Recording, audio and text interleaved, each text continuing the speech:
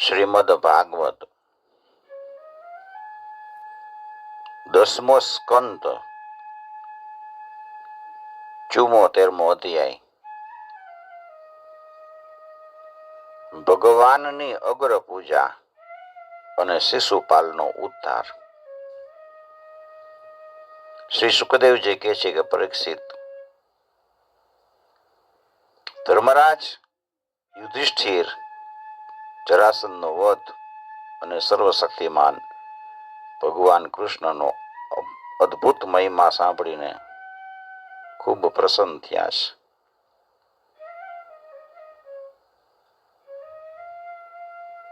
કૃષ્ણ ભગવાન, ભીમ અને અર્જુન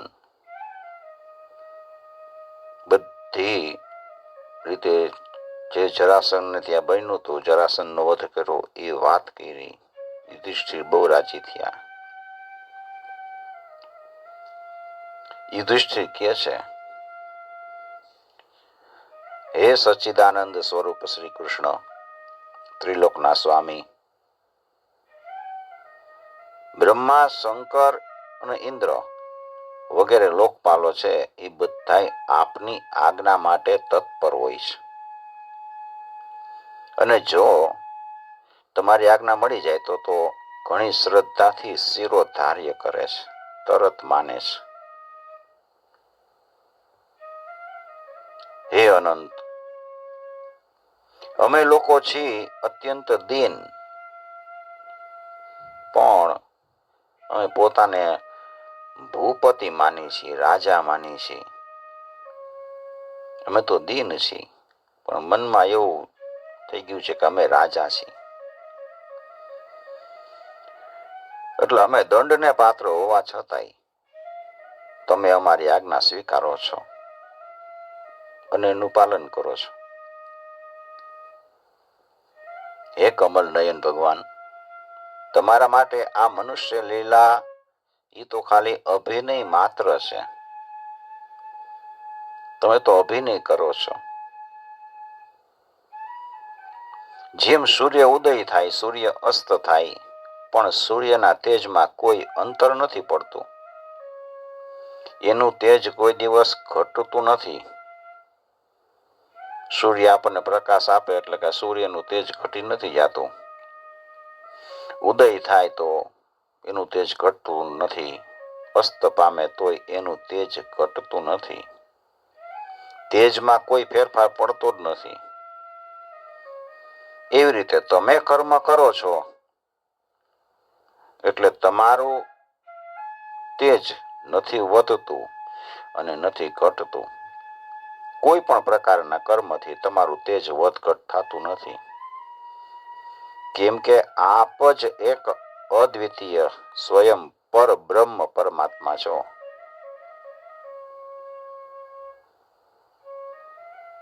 હે માધવ, કોઈનાથી ન પરાજિત થનારા ભગવાન, આ હું છું અને આ મારું છે, અને આ તું છો અને આ તારું છે. આવી વિકાર બુદ્ધિ તો પશુમાં હોય. આપના અનન્ય ભક્તમાં આવી વિકાર બુદ્ધિ હોતી નથી. જે આપના અનન્ય ભક્ત છે, અનન્ય, જે બીજા કોઈને ભજતો નથી, એક ઈશ્વર કૃષ્ણને જ ભજે છે. જે તમારા અનન્ય ભક્ત છે એના ચિત્તમાં આવા પાગલ જેવા વિચાર નથી આવતા, ક્યારે નથી આવતા. ત્યાં હું છું ના મારું છે, બધાયનું છે.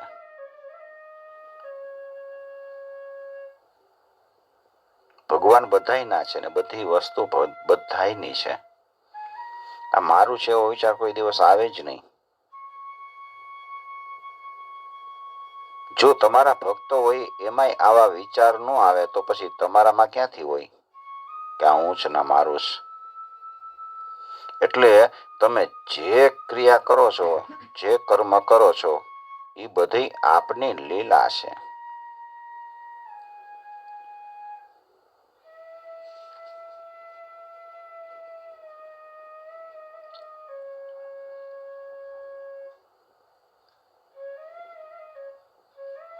ન વેતે જિત ભક્તાનામ મમહમિતિ માધવ ત્વં તવેતિ ચ નાનાધિ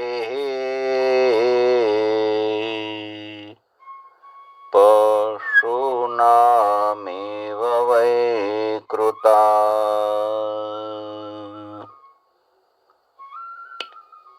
પરમાત્મા, તમે સર્વ ક્રિયા કરો છો એ લીલા કહેવાય છે. આપના અનન્ય ભક્તો હોય છે એમાં એ ગુણ ઉતરે છે. આ સર્વ મારું નથી, પરમાત્માનું છે. શ્રી સુખદેવજી કહે છે કે પરીક્ષિત, આવી રીતે કહીને યુધિષ્ઠિર ભગવાન શ્રી કૃષ્ણની અનુમતિ થી યજ્ઞ માટેનો જે યોગ્ય સમય આવે છે ત્યારે યજ્ઞ કર્મમાં નિપુણ વેદવાદી બ્રાહ્મણો, ઋત્વિજો, આચાર્યો વગેરેની વરણી કરી. એ બધા બ્રાહ્મણોમાં એના નામ બતાવ્યા છે. શ્રી કૃષ્ણ, દ્વૈપાયન, વ્યાસદેવ, ભરદ્વાજ, સુમંતો, ગૌતમ, અસિત, વશિષ્ઠ, ચ્યવન, કણવ, મૈત્રેય, કસજ, પરાશર, વિશ્વામિત્ર, વામદેવ, સુમતિ, વૈશંપાયન, કશ્યપ, પરશુરામ, શુક્રાચાર્ય, અનેક બ્રાહ્મણો ઋષિઓને પસંદ કરે છે. આ સિવાય ધર્મરાજાએ દ્રોણાચાર્ય, ભીષ્મ પિતામહ, કૃપાચાર્ય અને ધૃતરાષ્ટ્ર અને એના પુત્ર દુર્યોધન વગેરે મહામતી વિદુર એને બોલાવ્યા છે. રાજસુ યજ્ઞના દર્શન માટે દેશના બધાય રાજાઓ અને મંત્રીઓ, કર્મચારીઓ, બ્રાહ્મણો, ક્ષત્રિયો, વૈશ્યો, શૂદ્રો બધાય આવ્યા છે. પછી બ્રાહ્મણોએ સોનાના હળથી જમીન ખેડી અને યુધિષ્ઠિરને શાસ્ત્ર અનુસાર યજ્ઞ દીક્ષા આપી. પૂર્વકાળમાં જેમ વરુણદેવના યજ્ઞમાં બધા યજ્ઞ પાત્રો સોનાના બનાવ્યા હતા, એવી રીતે જ યુધિષ્ઠિરના યજ્ઞમાં પણ હતા. પાંડુનંદન મહારાજ યુધિષ્ઠિર યજ્ઞનું નિમંત્રણ મળવાથી બ્રહ્માજી, શંકર ભગવાન, ઇન્દ્ર, લોકપાલો અને એની સાથે એના ગણો, ગંધર્વો, વિદ્યાધરો, નાગ, મુનિ, યક્ષ બધા આવ્યા છે. યુધિષ્ઠિરે બધાને આમંત્રણ આપ્યું છે. બધા આશ્ચર્ય સહિત થઈ ગયા. માની લીધું કે આ રાજસુ યજ્ઞ છે એનું આયોજન યુધિષ્ઠિર માટે યોગ્ય જ છે. યુધિષ્ઠિર જ આવું કરી શકે એમ છે.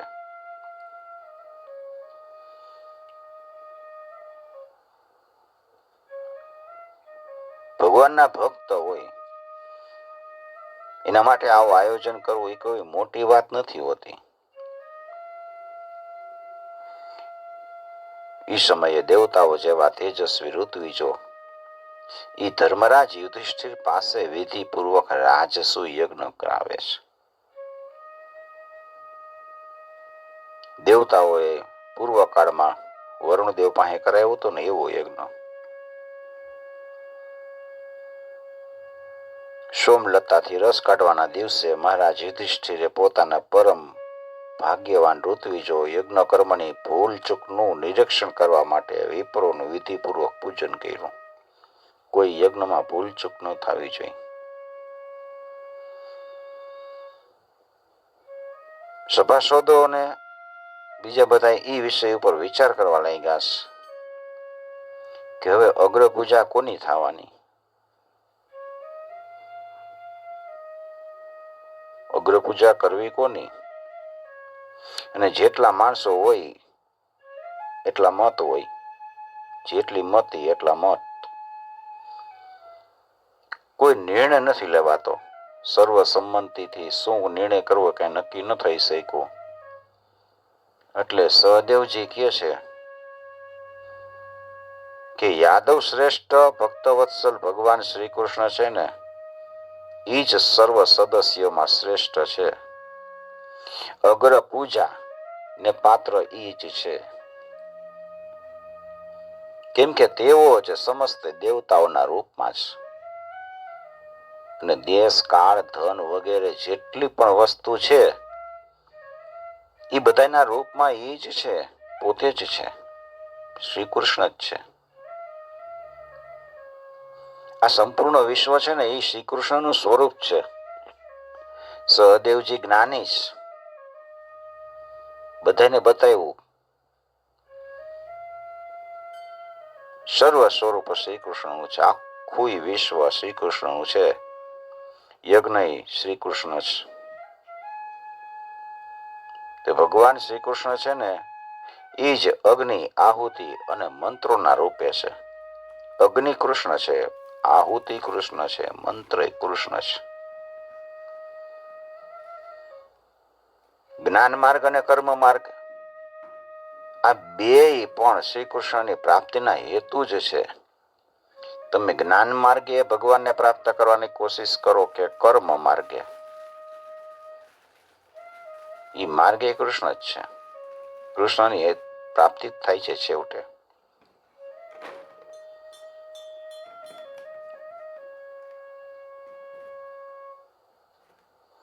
અર્હતે ચ્યુત શ્રેષ્ઠમ ભગવાન સાત્વતામ પતિ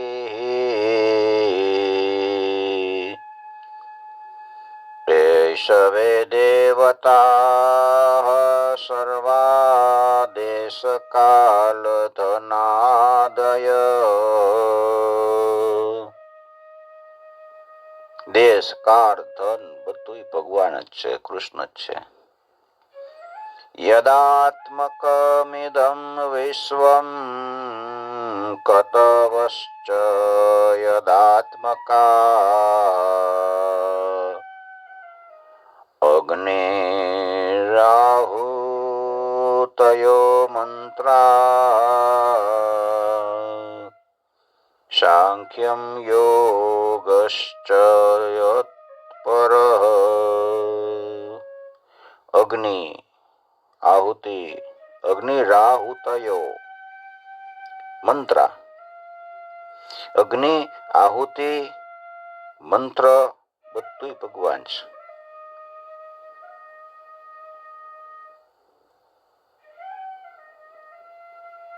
એક એવા દ્વિતીયો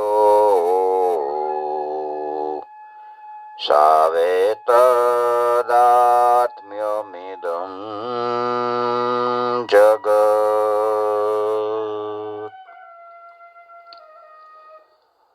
આત્મના આત્માશ્રય સભ્યા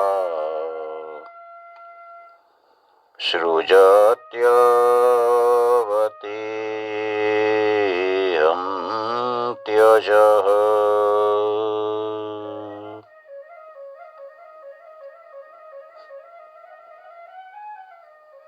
હું ક્યાં સુધી કહું, શ્રી કૃષ્ણ એક જ છે, અદ્વિતીય છે.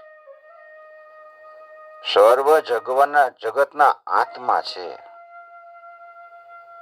અને એ પોતાના જ અંદર પોતાનામાં સ્થિત અને જન્મ, અસ્તિત્વ, વૃદ્ધિ બધું વગેરે 6 ભાવ વિકારથી રહિત છે. કોઈ પણ પ્રકારનો એને ભાવ વિકાર છે જ નહીં. એ પોતાના જ આત્મ સ્વરૂપના સંકલ્પથી જ જગતની રચના, પાલન અને સંહાર કરે છે. આત્મના આત્મશ્રય સભ્યા સૃજત્યવતી અંત્યજ. સૃજત્યવતી સર્જન કરે છે, પાલન કરે છે, અંત્યજ સંહાર કરે છે. આ સંસાર શ્રી કૃષ્ણના અનુગ્રહથી અનેક પ્રકારના કર્મનું અનુષ્ઠાન કરતો રહીને ધર્મ, અર્થ, કામ અને મોક્ષ રૂપ જે પુરુષાર્થો કરે છે, એટલે સર્વશ્રેષ્ઠ ભગવાન શ્રી કૃષ્ણની જ અગ્ર પૂજા થવી જોઈએ. ભગવાનના અનુગ્રહથી, ભગવાનની કૃપાથી 4 પુરુષાર્થ કરતો હોય છે સંસાર: ધર્મ, અર્થ, કામ અને મોક્ષ. તો ભગવાનની પૂજા કરો એટલે ભગવાનની જ પૂજા થવી જોઈએ. ભગવાનની પૂજા કરો શ્રી કૃષ્ણની એટલે સમસ્ત પ્રાણીઓની અને આપણી પૂજા થઈ જાય, બધાની પૂજા થઈ જાય. તસ્માત કૃષ્ણાય મહતે દીયતા પરમાર્હણમ એવમ ચેત સર્વભૂતાનામ આત્મા ન ચાર્ષણમ ભવેત. બધાની પૂજા થઈ જાય. અને જે કોઈ પોતાના દાન ધર્મનું અનંત ફળ ઈચ્છે છે કે મેં દાન કર્યું છે, અમે ધર્મ કર્યો છે, એનું અનંત ફળ અમને મળતું રહીએ,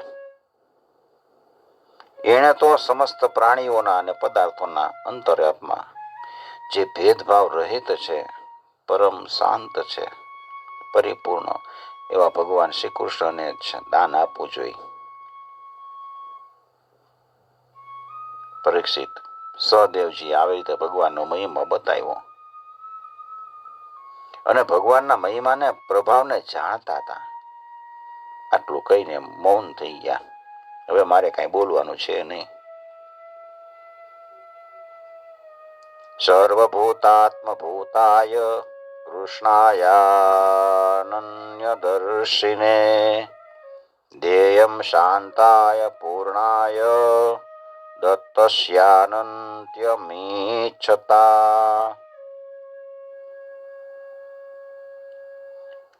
મૌન થઈ ગયા ત્યારે યજ્ઞ સભામાં જેટલા સત્પુરુષો ઉપસ્થિત હતા એ બધાએ એક અવાજે કીધું, બરાબર છે, બરાબર છે. સહદેવજી જે વાત કરે છે એ બરાબર જ છે. સહદેવજીની વાતને સમર્થન આપ્યું. યુધિષ્ઠિરે બ્રાહ્મણોની આજ્ઞા સાંભળી અને સભાસદોનો અભિપ્રાય જાણી બહુ આનંદપૂર્વક પ્રેમથી વિવળ થઈને ભગવાન શ્રી કૃષ્ણની અગ્ર પૂજા કરી. પોતાના પત્ની, ભાઈઓ, મંત્રીઓ અને કુટુંબીજનો સાથે ધર્મરાજ યુધિષ્ઠિરે ખૂબ જ પ્રેમથી ભગવાનના ચરણ પખાડ્યા અને ચરણોનું લોકપાવન જળ પોતાના મસ્તક ઉપર ચડાવે છે અને ભગવાનને પીળા રેશમી વસ્ત્ર અને બહુ કિંમતી આભૂષણ અર્પણ કર્યા છે. એ વખતે એના નેત્રો છે એ હર્ષના અશ્રુ બિંદુથી ભરાઈ જવાથી ભગવાનને સારી રીતે જોઈ શકતા નહોતા. યજ્ઞ સભાની અંદર ઉપસ્થિત બધા લોકો ભગવાન શ્રી કૃષ્ણના આવી રીતે પૂજાયેલા, સત્કારેલા જોઈ હાથ જોડીને નમો નમઃ, નમો નમઃ, નમો નમઃ, જય હો, જય હો નો ઘોષ કરવા લાગ્યા છે. નમો જયતે નેમોસ્તમ નિપેતો પુષ્પવૃષ્ટય. આકાશમાંથી પુષ્પની વૃષ્ટિ થવા લાગી છે. ભગવાનને નમસ્કાર કરવા લાગ્યા છે.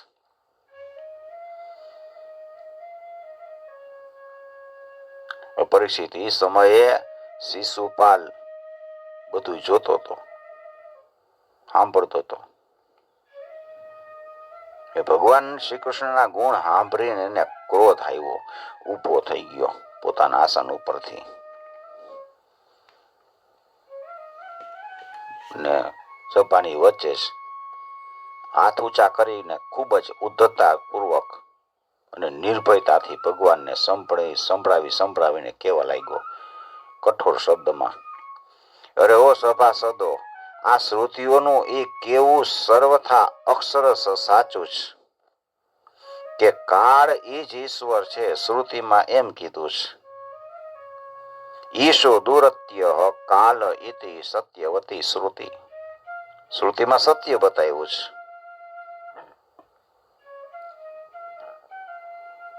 લાખ ઉપાય કરો ને છતાંય કાળ છે પોતાનું કામ કરાવી જ લે છે. કાળ પાસે કોઈનું કાંઈ ચાલતું નથી. એનું પ્રત્યક્ષ પ્રમાણ અમે જોઈ લીધું છે. અહીંયા બાળકો અને અજ્ઞાનીઓ છે, એની વાતોથી મોટા મોટા વયોવૃદ્ધો અને જ્ઞાન વૃદ્ધોનો બધા ભેગા થયા છે. એ બધાની બુદ્ધિ ભ્રમિત થઈ ગઈ છે. પણ હું એમ માનું છું કે તમે લોકો અગ્ર પૂજાને યોગ્ય પાત્રનો નિર્ણય કરવામાં જે સક્ષમ છો, પણ તમે નિર્ણય બરાબર નથી કર્યો. યોગ્ય અયોગ્યનો તમે જાણો છો, જાણવામાં શ્રેષ્ઠ છો. એટલે તમે એમ કહો છો કે કૃષ્ણ જ અગ્ર પૂજા માટે યોગ્ય છે. આ એ સહદેવે કીધું, એ તો હજી બાળક જેવો છે, એનું વચન મનાય નહીં. અહીં મોટા મોટા તપસ્વીઓ છે, વિદ્વાનો છે, વ્રતધારીઓ છે, જ્ઞાન દ્વારા પોતાની સમસ્ત પાપના તાપને શાંત કરી દે એવા પરમ જ્ઞાની, પરમ ઋષિ, બ્રહ્મનિષ્ઠ વગેરે બધા ઉપસ્થિત છે, જેની પૂજા મોટા મોટા લોકપાલો કરે છે ને, અને યજ્ઞની ભૂલ બતાવે છે. એ સભાપતિઓને છોડીને તમે આ કુળ કલંક ગોવાળને એની અગ્ર પૂજા એનો અધિકાર કેવી રીતે આપો? શું કાગડો છે એ ક્યારે યજ્ઞના પૂર્વદાસનો અધિકારી થઈ શકે? યજ્ઞનો પૂર્વદાસ કાગડાને મળે?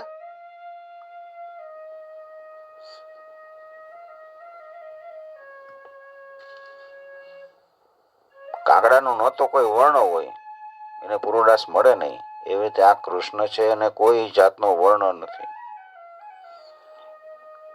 એનું કોઈ આશ્રમ નથી, કુળ નથી, એની પૂજા બરાબર નથી. લોક મર્યાદાનું ઉલ્લંઘન કરીને આચરણ કરે છે, એનામાં કોઈ ગુણ નથી. આવી સ્થિતિમાં આ અગ્ર પૂજાને કઈ રીતે યોગ્ય હોઈ શકે? અને તમે તો જાણો છો કે રાજા યયાતિએ યદુકુળને શ્રાપ આપ્યો છે. એટલે સત્પુરુષોએ આ વંશનો બહિષ્કાર કરી દીધો છે. એ બધા છે ને વ્યર્થ મધુપાનમાં આસક્ત રહે છે. તો પછી એની અગ્ર પૂજા શું કામ, કઈ રીતે હોઈ શકે?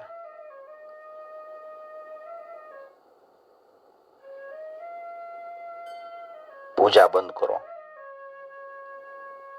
આ બધા બ્રહ્મર્ષિઓ દ્વારા સેવિત મથુરા અને બીજા બધા દેશો છે એનો પરિત્યાગ કરી દીધો અને બ્રહ્મતેજ રહિત સમુદ્ર રૂપી કિલ્લાનો આશ્રયમાં દ્વારિકામાં રહે છે. અને જ્યારે આ લોકો બહાર નીકળે છે ને, ત્યારે ડાકુની જેમ બધાને પ્રજાને સતાવે છે. પાછા વળી દ્વારકામાં વયા જાય. સાચું કહું છું. તમે સાચું પૂછો ને તો શિશુપાલનું તમામ શુભ નષ્ટ થઈ ચૂક્યું. કૃષ્ણની નિંદા કરી.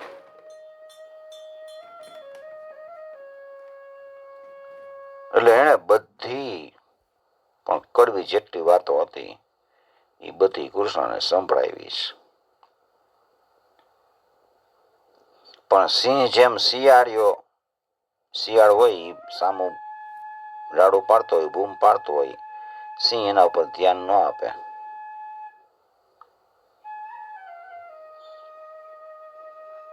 ભગવાન શ્રી કૃષ્ણ તો મૌન જ છે. બધા શિશુપાલને કહે છે કે બંધ થા. તો ભગવાન કે ભલે બોલતો બોલવા દો. ભગવાન નિંદનમ શ્રુત્વા દુષહમ તત સભાસદ ને તો બહુ જ અસહ્ય બની ગયો. એટલું બેફામ બોલે છે. બધાએ પોતપોતાના કાન બંધ કરી દીધા. શિશુપાલને ગાળો દેતા બધા બહાર નીકળી ગયા. ભગવાનની નિંદા, ભગવાનના ભક્તોની નિંદા સાંભળીને ત્યાંથી ચાલ્યો નથી જાતો ને, એ પોતાના શુભ કર્મથી ચ્યુત થઈ જાય છે.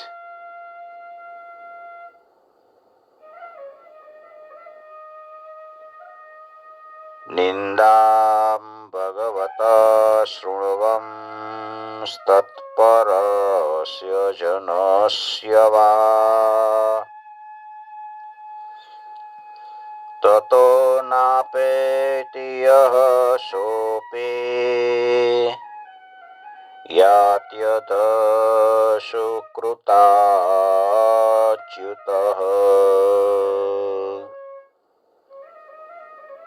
નિંદામ ભગવતઃ શૃણવમ તત્પરસ્ય જનસ્ય વા.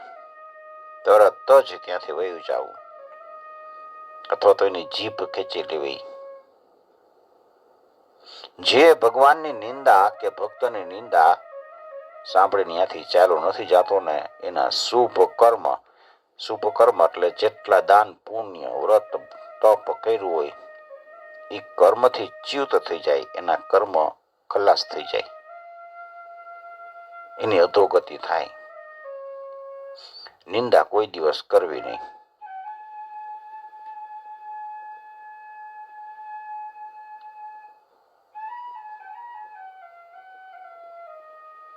શિશુપાલ તો જેમ ભાવે એમ બોલો જતો હતો.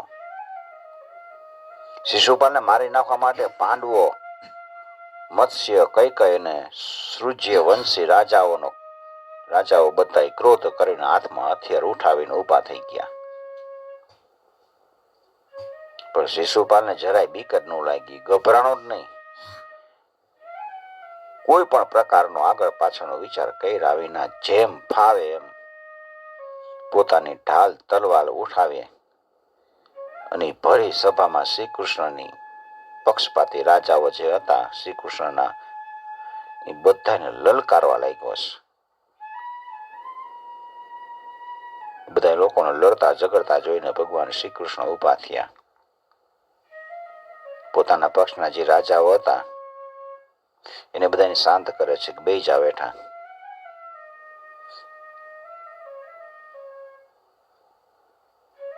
શિશુપાલે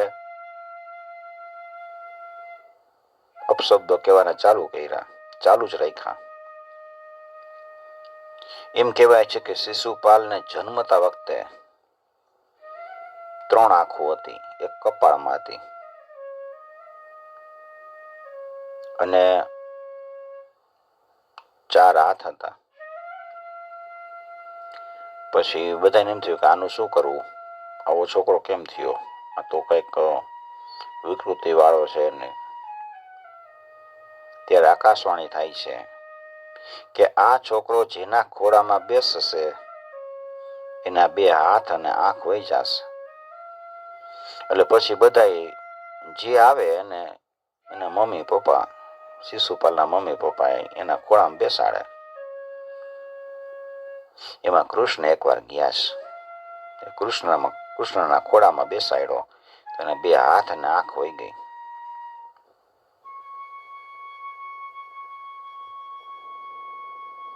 આકાશવાણીમાં એમ કીધું હતું કે આના 2 હાથ અને આંખ વહી જશે અને એ જ વ્યક્તિ આનો વધ કરી નાખશે. એટલે એને તો હગા થાય શિશુપાલ ને કૃષ્ણને. એના મમ્મી પપ્પા કહે છે કે આ તમે આને મારતા નહીં, મને વચન આપો, તમે તો અમારા હગા થાવ.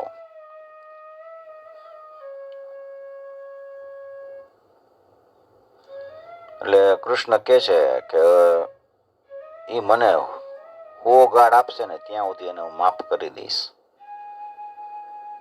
101મી થશે એટલે હું એને મારી નાખીશ. આજ શિશુપાલ પોતાની ઉપર કાળ સવાર થઈ ગયો. પેલા જ બોલ્યો તો કે કાળ બધું કરાવે છે, આજે એના ઉપર કાળ સવાર થયો. કૃષ્ણએ પોતાના અનુયાયી રાજાઓ હતા બધાને શાંત કર્યા. ભલે બોલતો બોલવા દો. કૃષ્ણ ગાળું ગણે 1 2 3 98 99 એમ પોતતી પહોંચી ગઈ. કૃષ્ણ કહે છે બંધ થઈ જા આવે, તોય બોલે રાખે છે. કૃષ્ણ કે આ હો મી, હવે બંધ થઈ જા, નકર તને મારી નાખીશ. તોય શિશુપાલ તો બંધ ન થયો. 101મી ગાળ દીધી. કૃષ્ણ ભગવાને પોતાનું સુદર્શન ચક્ર છોડ્યું અને શિશુપાલ ના દેહમાંથી ઉત્પન્ન થયેલ તેજ જ્યોતિ નીકળી ગઈ. શિશુપાલનું મસ્તક તીક્ષ્ણ ધારવાળા ચક્રથી કપાઈ ગયું. શિશુપાલ મરાયો. આખી સભામાં કોલાહલ થઈ ગયો. એ શિશુપાલના જે અનુયાયીઓ હતા એ તો બધા પ્રાણ બચાવવા માટે ભાગ્યા. શિશુપાલની તેજની જ્યોતિ છે ભગવાનમાં સમાઈ ગઈ છે. શિશુપાલના અંતઃકરણમાં લગાટ 3 જન્મ સુધી જે વેર ભાવમાં અભિવૃદ્ધિ થતી હતી એ આને કારણે આ પ્રમાણે વેરભાવથી ભગવાનનું ધ્યાન કરતા કરતા એ ધ્યાનમાં જ ભગવાનમાં સમર્પિત થઈ ગયો, તન્મય થઈ ગયો, ભગવાનનો પાર્ષદ બની ગયો. સાચું જ છે કે મૃત્યુ પછી પ્રાપ્ત થનાર ગતિમાં ભાવ જ કારણ છે. જેવો ભાવ હોય એ પ્રમાણે આપણી મૃત્યુ પછી ગતિ થાય છે.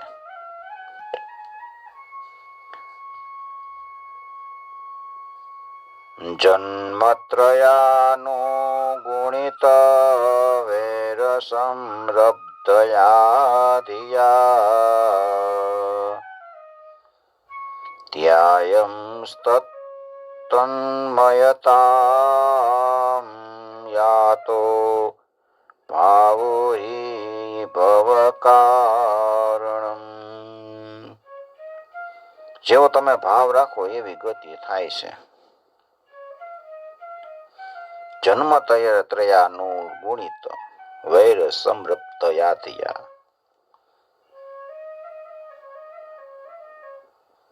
શિશુપાલની ગતિ થયા પછી ધર્મરાજ યુધિષ્ઠિર સદસ્યો અને ઋતુજોને ઘણી દક્ષિણા આપી બધાનો સત્કાર કરીને વિધિપૂર્વક યજ્ઞાંત સ્નાન અવભૃત સ્નાન કર્યું છે.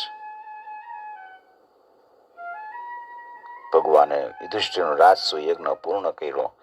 પોતાના સગા સંબંધીઓ અને સુહૃદોની પ્રાર્થનાથી થોડાક મહિના ત્યાં રોકાણા. રાજા યુધિષ્ઠિરની ઈચ્છા નહોતી છતાંય ભગવાન શ્રી કૃષ્ણએ એની આજ્ઞા લઈ પોતાની રાણીઓ મંત્રીઓ સાથે ઇન્દ્રપ્રસ્થથી દ્વારકાપુરી જવા માટે પ્રસ્થાન કર્યું. પરીક્ષિત, હું એ ઉપાખ્યાન તમને વિસ્તારપૂર્વક સંભળાવી ચૂક્યો છું.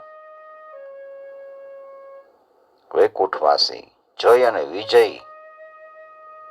એને સનકાદિક ઋષિઓનો શ્રાપ થયો હતો અને વારંવાર જન્મ લેવો પડ્યો હતો. આ શિશુપાલ છે જય વિજયનો એક અવતાર હતો. શિશુપાલને માર્યો, હજી બીજો બાકી છે, દંતવક્ર.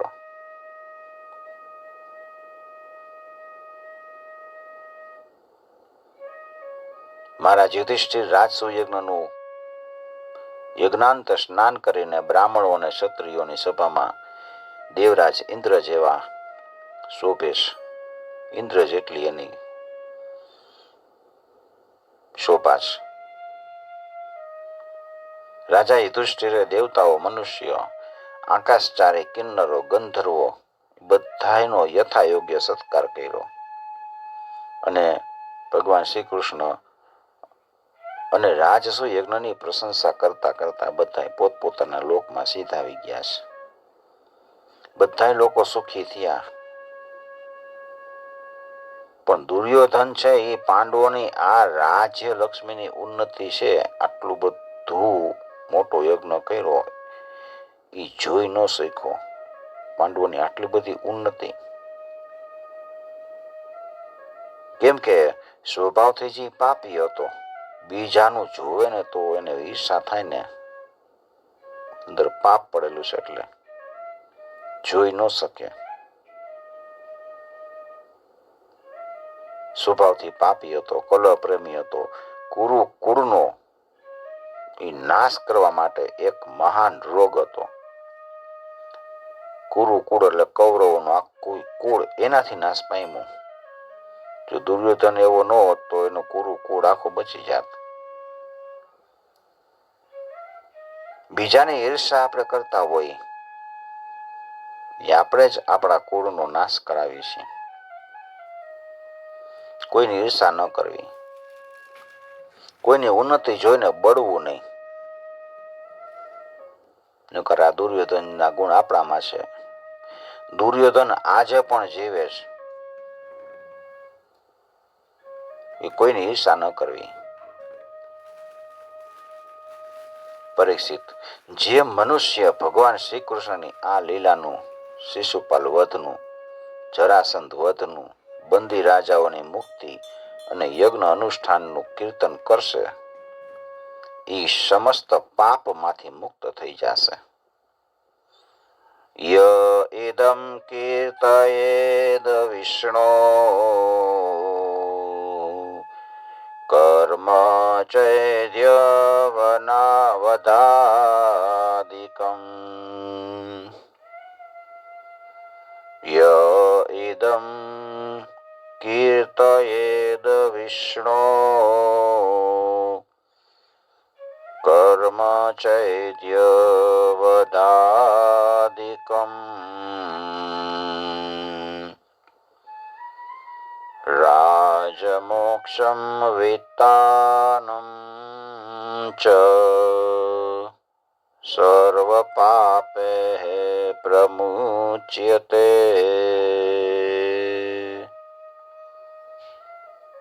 इति श्रीमद्भागवते महापुराणे पारमहंस्यां संहितायां दशमस्कन्धे उत्तरार्धे शिशुपालवधो नाम चतुःसप्ततितमो अध्याय. श्रीकृष्णार्पणं समर्पयामि. ओम नमो